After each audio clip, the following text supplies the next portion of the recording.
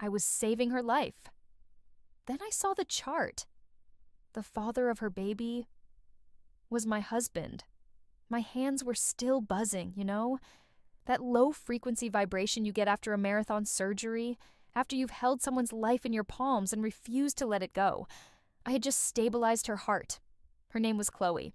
She was young, terrified, and 8 months pregnant when they wheeled her in, bleeding and crashing, a complex cardiac intervention just to get her stable enough for the emergency C-section. We did it. We saved her. We saved the baby. I was exhausted, but I was proud. That's who I am. Dr. Maya Blackwell, the woman people in Chicago call when things seem impossible. You build a life on that, on being the one who fixes things. My life was pristine. The penthouse overlooking the lake, the 12-hour shifts, the respect, and Marcus, my charming, handsome husband, the entrepreneur. He was my rock, or so I thought. He'd been weird for weeks, glued to his phone, whispering about a new investment. He always told me, "Maya, you just focus on saving the world. I'll take care of our world." I trusted him. I was too busy replacing heart valves to double-check the bank statements, but after saving Chloe, I went to sign off on her chart. Just routine paperwork. And I saw it. The box labeled emergency contact and father of the child. It wasn't just a name. It was his name. Marcus Blackwell. My address. My phone number. The blood just left. It drained right out of me onto that sterile hospital floor. The investment. The secretive calls. A sudden, massive charge from a jewelry store last week he'd brushed off as a bank error. It wasn't an error. It was a push present. He wasn't just cheating. He was building an entire second family with my money. This isn't just a story about infidelity. This is the story of how I performed a miracle on the woman who was secretly ruining my life, and how I used that same surgical precision to dissect his.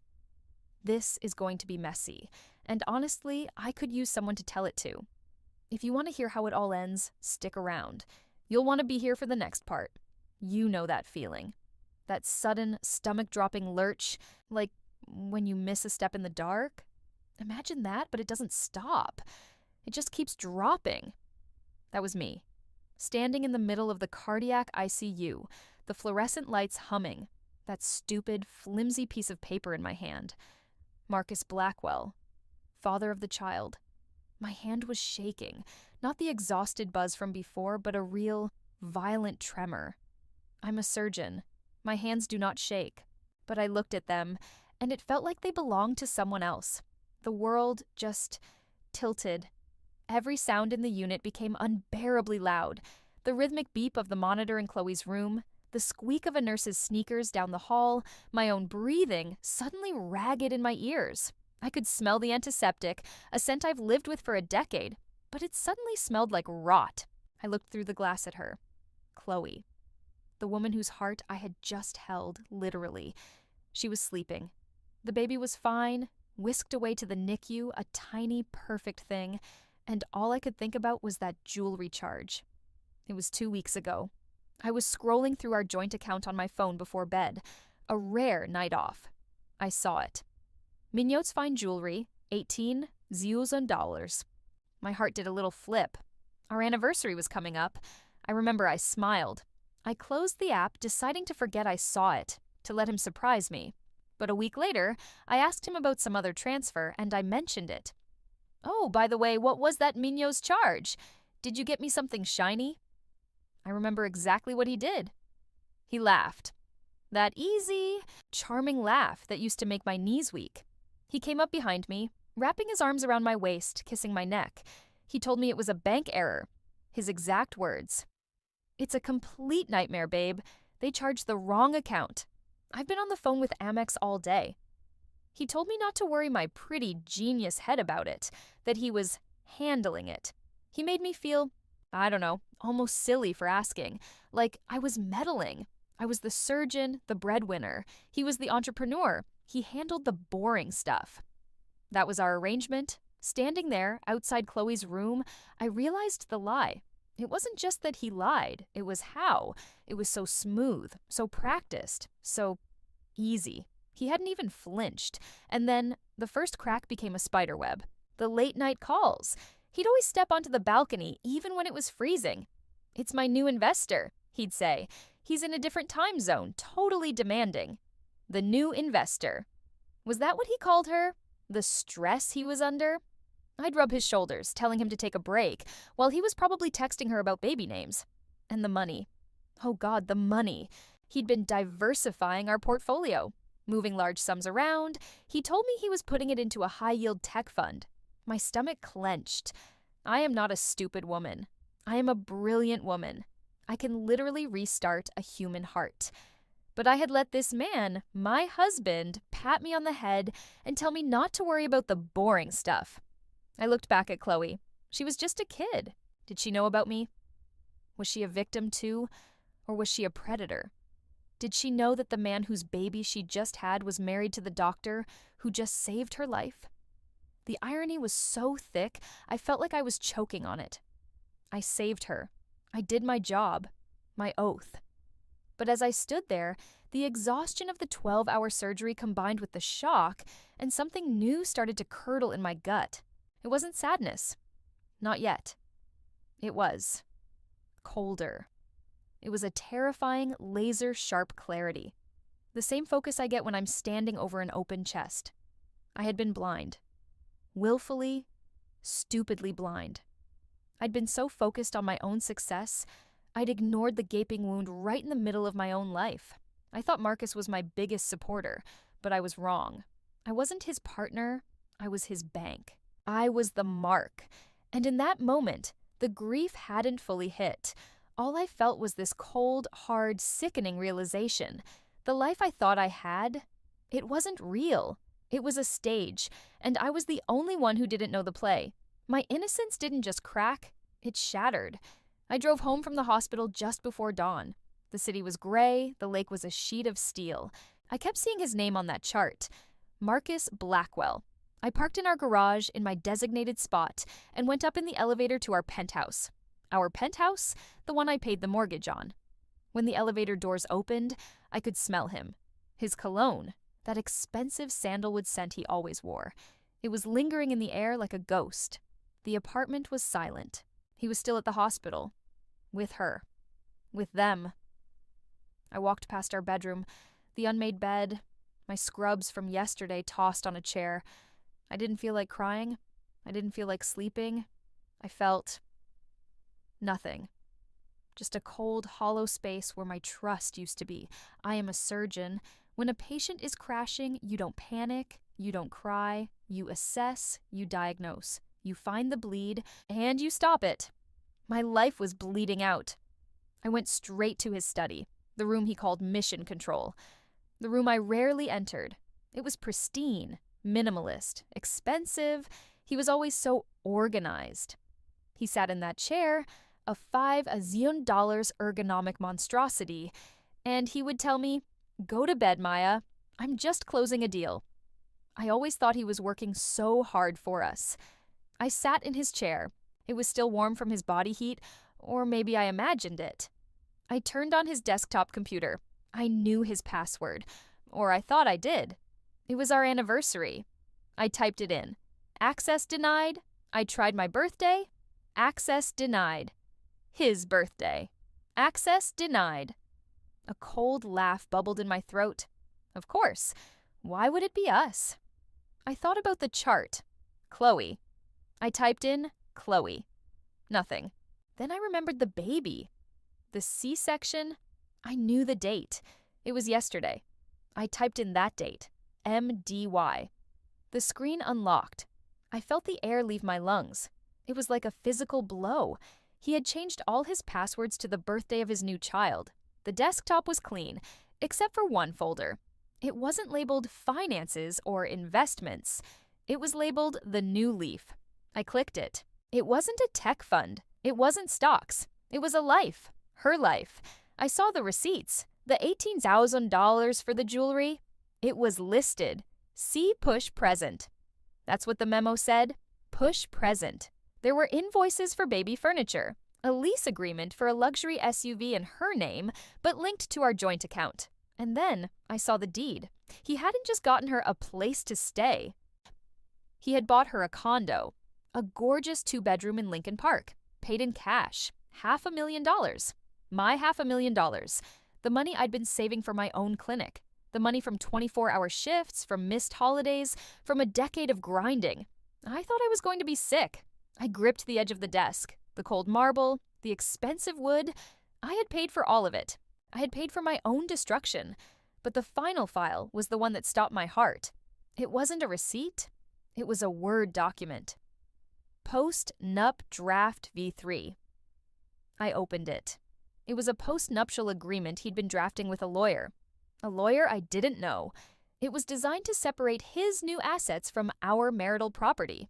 It cited my demanding career and long hours as the reason he had to take full control of certain financial ventures to secure their future. It was legal jargon for theft. He was walling off the condo, the car, the money he'd funneled into a business account for her, a lifestyle boutique. He wasn't just having an affair. This was an exit strategy, a meticulous, calculated plan to drain me dry, secure his new life. And then, what? Divorce me? Leave me with the shell of a life while he started fresh? He hadn't just been lying. He'd been planning. He'd been building a new life, brick by stolen brick, right under my nose. I was sitting in the very room where he'd plotted the whole thing. And the most twisted part, the one part he could never have planned for, I had just saved the life of his co-conspirator. I sat there in his $1,000 chair staring at the screen. Post-nup draft V3, version 3. This wasn't a fleeting angry thought. This was a project. He'd put work into this, the same way I put work into a difficult aortic valve replacement. Meticulous, patient, thorough. I felt disconnected. Like I was floating above my own body, watching myself click through the files. This was just his computer. This was just the plan. I needed to see the damage. I'm a surgeon. I don't just look at the x-ray, I look at the surgical field. I need to see the bleed. I minimized the Word doc and opened a browser. I went to our financial institution, the one I've used since medical school. The one he consolidated all our accounts into 2 years ago. He said it was simpler that way. Let me handle the stress, Maya. You just be brilliant. My hands weren't shaking anymore. They were perfectly still. I typed in my login. My salary, the direct deposits from the hospital, they all went into the joint checking. I looked at it. It was fine. Healthy, even. My last paycheck was there. Of course it was. He needed me to keep working. The goose had to keep laying the golden eggs. Then I clicked on the Investments tab. This was my nest egg, my walk-away fund, the money my parents left me, combined with a decade of aggressive saving. This was my dream. The Blackwell Cardiac Clinic. My own space, on my own terms. Marcus knew what that account meant to me. He called it Maya's Big Dream and promised he was growing it for me. I clicked it. The page loaded, and I didn't understand. The balance was $1,400 and some change. I blinked. I thought it was a glitch. I refreshed the page. $1,400, I felt the blood rush to my head. I thought I might faint. $1,400, there was supposed to be almost $2 million in that account. I frantically clicked on Activity. Statements. My heart was hammering, a panicked, messy rhythm. Tachycardia. I was having it myself. I saw the transfers. They were systematic. One every month for the last 8 months. $200 sound dollars. $300 SARS. $150,000. Not to a person, not to Chloe. They were all transferred to an entity I'd never heard of. Blackwell Innovations, LLC. What is Blackwell Innovations? My mind was racing. I went back to his email. The inbox was still open. I typed Blackwell Innovations into his search bar. And that's when the floor didn't just drop. It evaporated. The emails weren't just from Marcus. They were to Marcus. From Steve Miller, our accountant for a decade. The man who came to our Christmas parties. The man who patted my arm and told me I was smart to let Marcus handle the portfolio. The emails were a chain, starting 9 months ago. Marcus approaching Steve, asking for advice on asset protection. Steve, in polite, professional terms, laying out the exact steps to create a holding company. An LLC, how to fund it from the joint portfolio in a way that minimizes tax exposure for the LLC's sole managing partner. Marcus, Steve, our accountant. He helped him do it. He watched me, smiled at me, drank my expensive wine, all while helping my husband methodically, legally, steal my entire future. He didn't just know, he was an accomplice. The post-nup agreement wasn't the plan. It was the backup. The real plan was this. He'd already stolen the money. He'd funneled my entire net worth into a corporate entity that was solely in his name. The condo in Lincoln Park, the SUV, the push present, that was just pocket change. This was the main event. He was going to wait for the baby to be a few months old probably. Then he'd serve me with the post-nup, which I would obviously fight. But it wouldn't matter, because while I was fighting in divorce court over the future assets, the past assets, my money, would be long gone, shielded, hidden behind a corporate wall that our own accountant had helped him build. He was planning to leave me with the penthouse and the massive mortgage that was in my name, and my salary. He was going to strand me. He was going to leave me, the top surgeon in my field, technically bankrupt, while he and Chloe and their new baby started their new leaf with my $9 million. The coldness I felt in the hospital, that was just shock. This was different. This was the bottom, the absolute lightless bottom of the well. He didn't just betray me with another woman. He didn't just steal from me. He saw my life, my work, my dream, and he decided it was all his for the taking. He had been killing me softly for months, and I had been too busy, too trusting, too stupid to even notice the bleed. I sat back in his chair. The sadness, the nausea, the shock. It all just receded, it evaporated. And what was left, it wasn't grief. It was steel. He didn't just break my heart. He woke me up. He thinks I'm just a workhorse. He thinks I'm the boring wife who just pays the bills. He forgot who I am. I'm the one who stands in a sterile room for 12 hours and doesn't flinch. I'm the one who makes 100 life or death decisions before lunch. He thinks he's the predator. He's forgotten what I do for a living. I cut the sickness out. And he's the disease. I didn't sleep. I don't know if I even blinked. I just sat there in his study as the sun came up over the lake, painting the sky in sickeningly beautiful shades of pink and orange. I forwarded every single email from Steve, every bank statement, the new leaf folder, the post-nup draft. I sent it all to a new encrypted email account I created, one he knew nothing about. Then, I deep deleted every trace of my activity from his computer. I made myself a pot of coffee, the strong black kind I drink before a marathon surgery. I took a shower. I scrubbed his scent off me until my skin was raw. I got dressed in a fresh set of scrubs for my shift. When I heard his key in the door, my heart didn't leap. It didn't sink. It just beat. Steady. Surgical.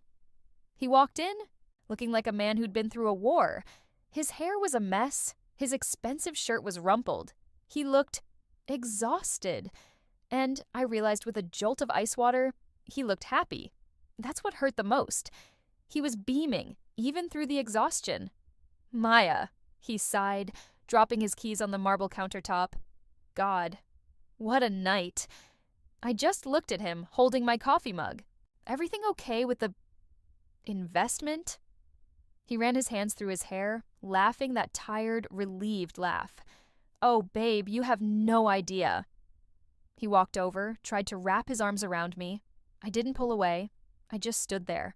I let him. It was like holding a stranger. I think he felt it, because he pulled back a little, looking confused. You okay? He asked. You feel tense. Just tired, I said. My voice was calm, measured. Long shift, we had a really complicated cardiac case come in. Went late. Oh, he said, his interest already gone. Well, it's done, the deal. It's finally done. He was practically vibrating. The new venture. It's finally launched. God, it's a really healthy new start. Healthy, I repeated. The word felt like acid on my tongue. That's good, Marcus. I'm glad it launched successfully. Yeah, me too. He finally poured his own coffee, his back to me. He was rambling now, high on his success. Just so many last-minute details. The paperwork, the partners, just making sure everything is secure. He set his phone on the counter, screen up, right next to me. He was so confident, so sure of my ignorance. He took a sip of coffee, sighing in relief. And as he did, the screen lit up. It was a text message. Not from Chloe. It was from Steve, our accountant. I saw his name. I saw the preview of the text. My heart didn't pound. It just stopped. It read, "Congratulations on the new arrival, Marcus. Glad she's healthy.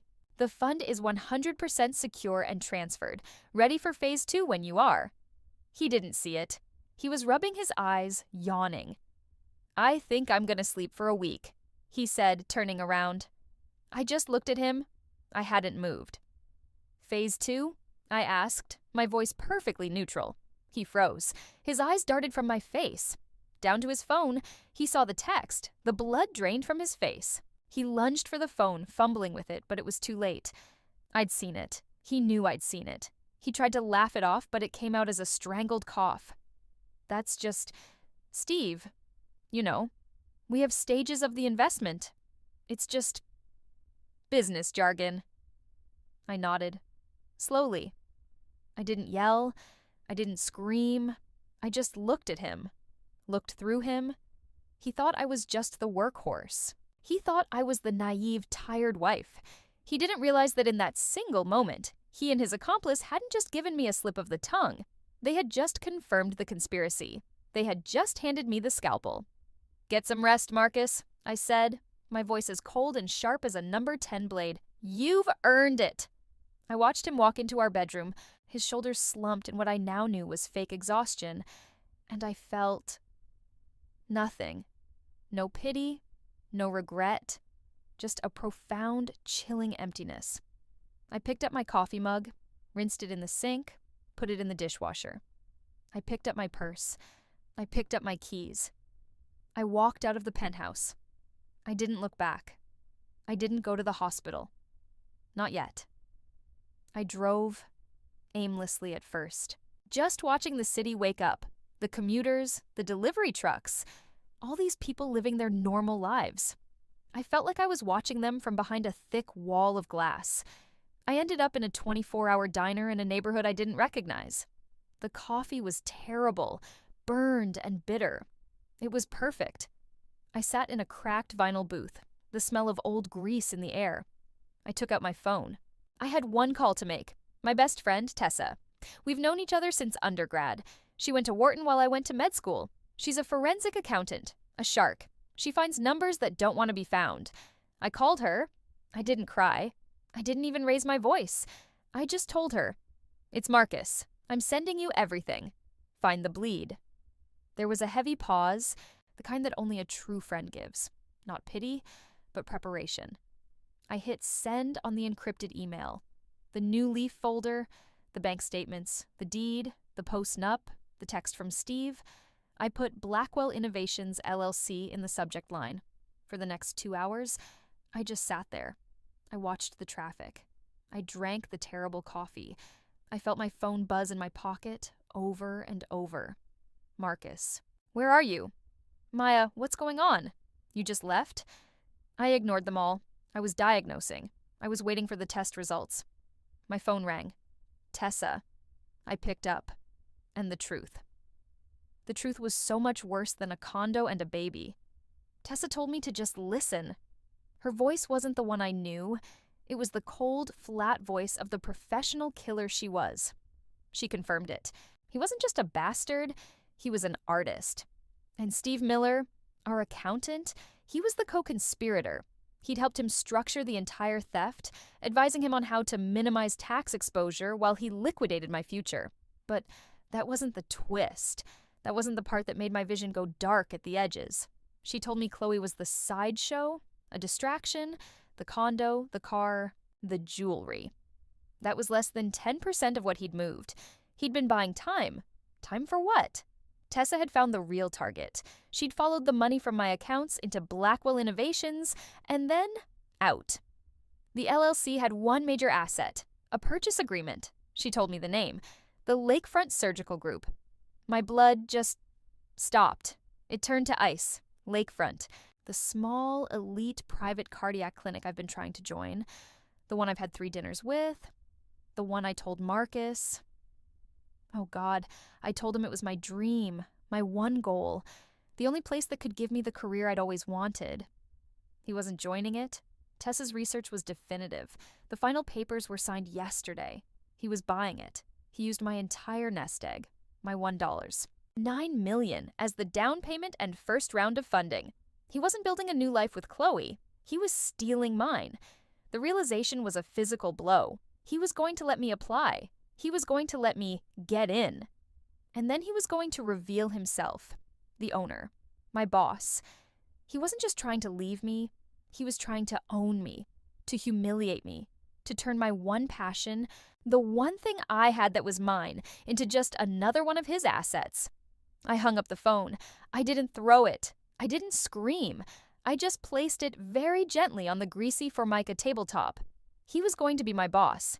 He, Marcus, the man who couldn't balance a checkbook without help. The man whose ventures always mysteriously failed, requiring a cash infusion from our joint account. He was going to own the Lakefront Surgical Group. My dream. I finally understood. This wasn't just theft. It was an erasure. He didn't just want my money. He wanted my life. He saw my talent, my name, my reputation, the things I had built with my own 2 hands, with sleepless nights and 36-hour shifts. And he decided he wanted to be the one to own it. He couldn't be me, so he decided to buy me. I paid the bill for the coffee with a $20 bill, left the change on the table, and walked out into the sunlight. It felt too bright. I put on my sunglasses. When I got to the hospital, I was late for the first time in my career. I walked past the nurse's station. "Dr. Blackwell," one of them started, "your 9 o'clock is—" I just held up a hand.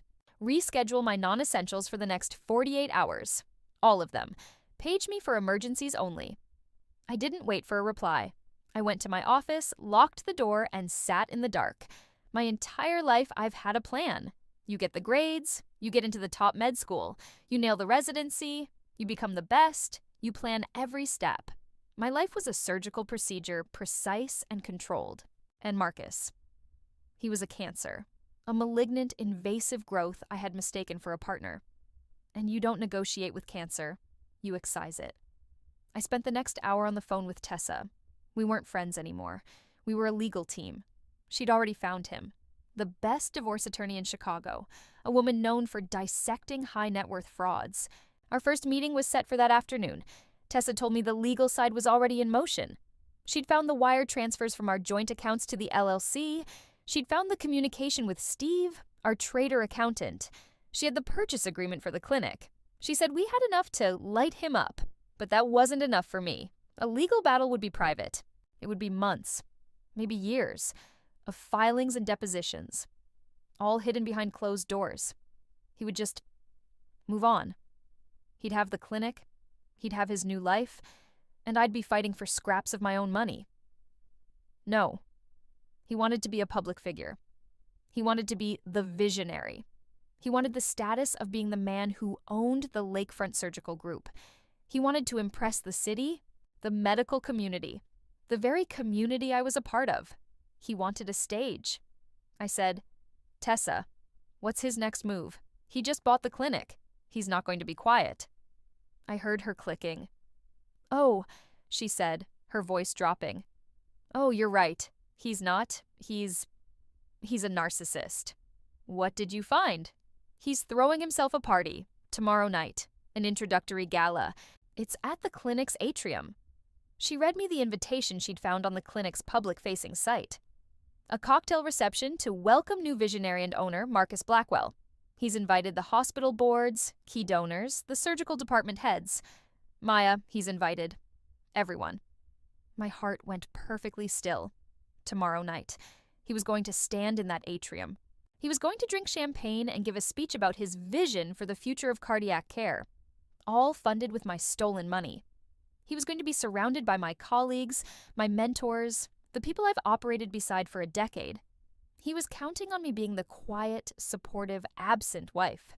The busy surgeon, stuck in a 12-hour case, as he would probably tell everyone with a sad, charming smile. He had just handed me the scalpel. He'd handed me the entire operating theater. He'd even invited the audience. "Tessa," I said, my voice coming out in a low, steady tone I hardly recognized. "Get me on that list." He thinks this party is his coronation. He has no idea it's his autopsy, the day of the gala. I didn't go to work. I called in, claiming a migraine, something I've never done. I needed the space. I spent the morning at Tessa's office. We weren't just a surgeon and an accountant. We were a war room. She had every document, every wire transfer, every email compiled into a set of pristine, identical binders. She'd also arranged for a gift to be delivered to the party. I went back to the penthouse in the afternoon. He was there. He was in front of the massive floor-to-ceiling mirror in our bedroom, the one he'd insisted on, practicing his speech. He was already in his tuxedo. A new one. Tom Ford. He looked victorious. He was glowing, preening, radiating that slick, narcissistic energy. He was so high on his own supply, he barely registered me. He just assumed I was there to... what? Help him with his cufflinks. He smiled at me in the reflection. That old, easy smile. He told me he was so glad I felt better, and that tonight was... well, tonight was just the beginning. He said he wished I could be there, but he understood if I was still feeling under the weather. He was inviting me to be absent, to be the sick, tired wife. I just nodded. I told him I wouldn't miss it for the world. The surprise that flashed across his face was delicious. It was a tiny crack in his perfect facade. He hadn't actually wanted me there, but he recovered, of course. He told me that was great, babe, and that it was so important to him that I see this. I went to my closet. I chose the dress, not something soft or supportive, something sharp. A sheath dress the color of dried blood. Armor. While I was doing my makeup, my hand perfectly steady, like I was drawing an incision line, he was in the living room, taking calls. I could hear his muffled voice, that deep, charming rumble. Then the tone changed. I glanced from the mirror through the bedroom door. He was on the balcony, his back to me, his secret call spot. But he wasn't calm. He was pacing. His shoulders were up by his ears. He was jabbing his finger in the air, hissing into the phone. I couldn't hear the words, just the raw, frustrated energy. It was her. It had to be Chloe. The new mother in her new condo, probably wondering where her next check was. Or why he wasn't there. He was handling a problem. He came back inside, yanking his bow tie loose, his face flushed. He was muttering about loose ends and bad timing. He poured himself a whiskey, his hand shaking slightly. He drank it in one go, and then his phone, sitting on the marble bar, buzzed. A text. He didn't look at it, but I did. The screen lit up. A preview. It was from Steve. "This gala is a mistake. We need to talk. Now." Marcus lunged for the phone, grabbing it so fast he nearly knocked over the glass. He read the text. The color, the confidence, the victory. It all just vanished from his face. He looked, for the first time, terrified. He started typing back, a frantic two-thumbed scramble. He was sweating in his $10,000 tuxedo. I turned back to the mirror. I applied my lipstick. I finally understood. He'd built this entire house of cards on my money and my reputation. And now, the two people he'd built it with, the mistress and the accomplice, they were starting to panic. The mistress was demanding. The accomplice was getting cold feet, realizing that a public party was the last place a fraud should be. The alliance wasn't just weak, it was rotten.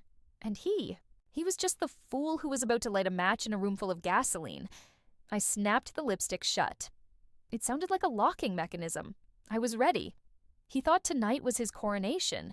He had no idea I was the one who had just sharpened the guillotine. We walked into the atrium, and the air was thick with the smell of expensive perfume and self-congratulation. It was a sea of my peers, my colleagues, people I'd stood shoulder to shoulder with in 12-hour surgeries. And tonight, they were all here to celebrate the man who had robbed me. Marcus was electric. The fear I'd seen earlier was gone, replaced by a manic, bright-eyed charm. He'd seen the crowd, and the narcissist in him had taken over. He grabbed a glass of champagne, his hand shaking. and immediately dove into the crowd, laughing, shaking hands, accepting congratulations. He was performing.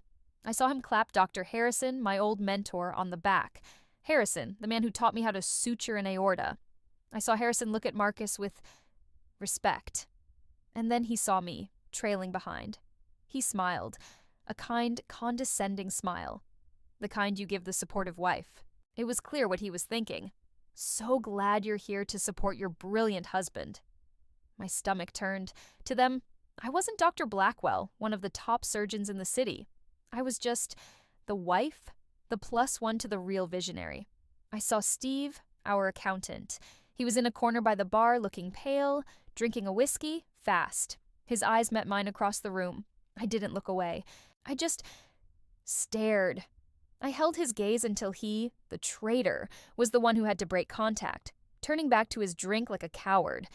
Marcus was checking his phone every 30 seconds, pacing, waiting for a call, a text, maybe from Chloe, wondering where he was, maybe from Steve, trying to stop this train wreck. He was a man spinning plates, and I could hear the wobble. Then, the moment. The current clinic director, a man I knew was taking a massive buyout, stepped up to the podium. He gave a gushing speech about new blood and bold leadership. He introduced the future of Lakefront Surgical, the visionary, Marcus Blackwell. The applause was polite, but firm. Marcus walked up to the podium, his face flushed with sweat and victory. He straightened his Tom Ford bow tie. He tapped the microphone. He started his speech. He talked about synergy. He talked about a new paradigm in patient-first care. He was using my words from conversations we'd had late at night, words from my dreams, my ambitions. He was standing on a stage built from my money, reading from a script stolen from my mind. Then he smiled, that camera-ready smile, and pointed right at me. He told the crowd he couldn't have done it without my brilliant, supportive wife, Dr. Maya Blackwell, my rock. The spotlight swung and hit me. Every eye in the room turned. I just smiled. This was it. As he was winding up for his big finish, I saw them. 2 men dressed in plain, dark suits entered the atrium.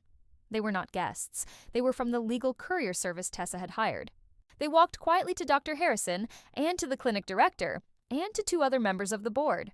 They each handed them a thick, spiral-bound binder. Marcus didn't see. He was too busy looking at his own reflection in the glass behind the podium. He was just saying, "And as my first act as owner." That's when I moved. I didn't run. I walked. I walked right up to the side of the podium. The room went quiet. He saw me. His smile froze. That manic energy vanished, replaced by a sudden cold panic. He started to hiss my name. "Maya, what are you doing?" I took the second microphone. I could feel the cold metal in my palm. "He's right," I said. My voice didn't shake. It was perfectly clear, amplified throughout the silent room. My husband is a visionary. I turned to the crowd. He envisioned a life where he could take $1.9 million from my personal investment accounts, the money I earned, the money my parents left me, and use it as a down payment to buy this clinic. A single, collective gasp. Marcus was ghost white. He was whispering, "Stop, Maya, stop! You're hysterical!" He envisioned a new family. I continued, my voice cutting through the silence. With his mistress, Chloe, a woman whose life I personally saved with an emergency cardiac procedure less than 48 hours ago. It was a success. The baby, his baby, is healthy too. The room was dead. Not a cough. Not a clinking glass. I saw Dr. Harrison frantically tearing open the binder. And he had help. I pointed, my hand steady, right at the bar. From our accountant, Steve Miller. He helped him create the shell company, Blackwell Innovations, to hide the theft. I looked at Harrison. In those binders, which my forensic accountant prepared, you will find every wire transfer, every email from Mr. Miller, every bank statement, and the deed to the $500,000 condo he bought his mistress. Using my money. I turned back to Marcus. His mouth was open. The charm, the suit, the victory, it all just fell away. He was just a small, terrified man. "So yes," I said into the microphone, "he is a visionary, but he forgot one thing." I looked at him. I saw the man I'd loved, and I felt nothing. He forgot who I am. I placed the microphone back on the stand. The soft thud echoed like a gunshot. Silence. Utter, deafening silence. Every eye in the room was on him. Not me. Him. I turned. And I walked out. I didn't look back. I just left him there, alone on his stage, drowning in the spotlight. I didn't stick around for the aftermath. I didn't need to. I walked out of that atrium, past the silent, stunned valets, and into the cold Chicago night. The air hit my lungs, and it was the first clean breath I'd taken in. God, maybe years. I didn't feel triumphant. I didn't feel angry. I just felt done. It was that feeling after a 24-hour shift when you've done everything you can and you're just empty. The fallout was nuclear, but I only heard about it in echoes. Tessa told me the party cleared out in under 3 minutes, not with shouting, but with a quiet, horrified rush for the doors. Dr. Harrison, my old mentor, didn't even speak to Marcus. He just looked at him. Then he folded the binder under his arm and was the first one to leave. The Lakefront Surgical Group voided the purchase agreement the next morning, citing the fraudulent funds clause Tessa had made sure was front and center in their binders. Steve, the accountant, his firm fired him by 10 a.m. Tessa had already filed a formal complaint with the Illinois Board of Examiners. His career was over. Just gone. And Marcus. He was locked out of the Blackwell Innovations account by noon. The bank, alerted by my new legal team, had frozen everything pending a criminal investigation.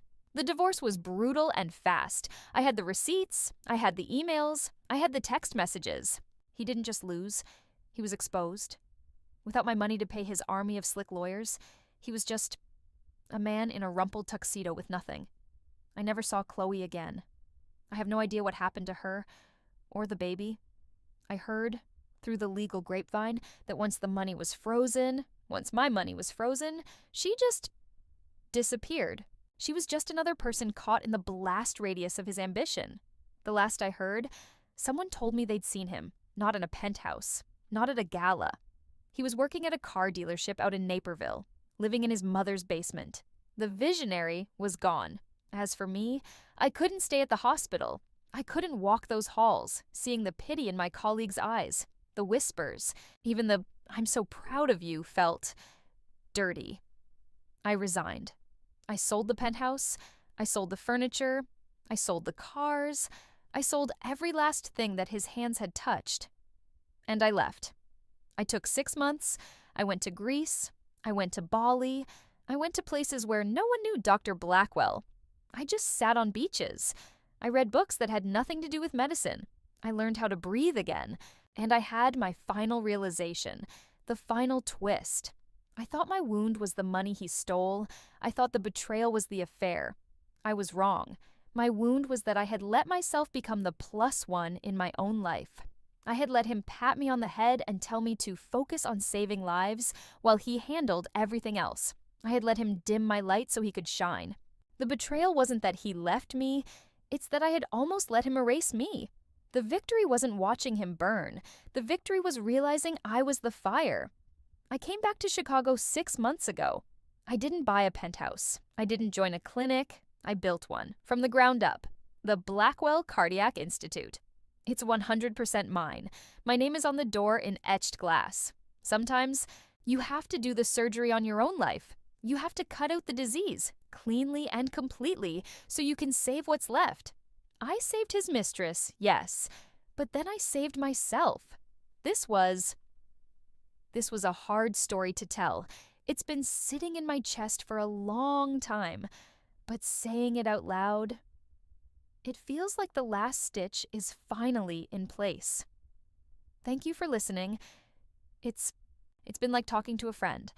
I'd love to know who was out there, on the other side of this. Let me know in the comments what city you're listening from, and if you want to hear more stories about finding your own strength, maybe subscribe. I'm just getting started.